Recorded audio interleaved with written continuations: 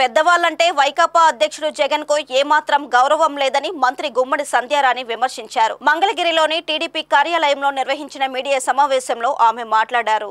ఈ సందర్భంగా మంత్రి మాట్లాడుతూ జగన్ ఏం మాట్లాడుతున్నారో ఆయనకైనా అర్థమవుతుందా, ఆయనకు మతి భ్రమించినట్లుగా ఉందని విమర్శించారు. 20,000 కోట్ల రూపాయలు అప్పు చేసిన పెద్ద మనిషి ఆ డబ్బులతో ఏం చేశారో చెప్పాలని ప్రశ్నించారు. ఏప్రిల్, మేలో 20,000 కోట్ల రూపాయలు అప్పు చేశారు. వెంటనే ఎన్నికలు వచ్చాయి.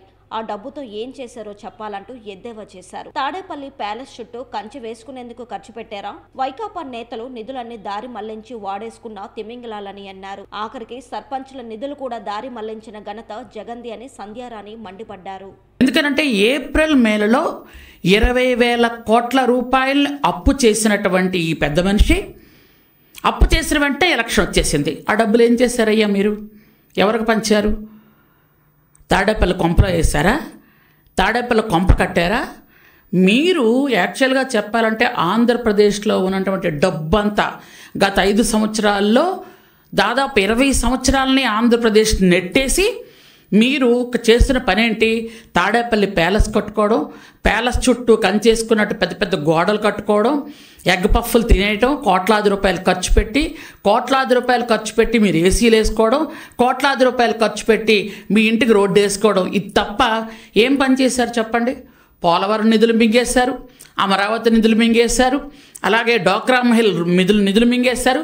చివరికి చిన్న చిన్న గ్రామ పంచాయతీ, గ్రామ సచివాలయాల నిధులు కూడా మింగేశారు.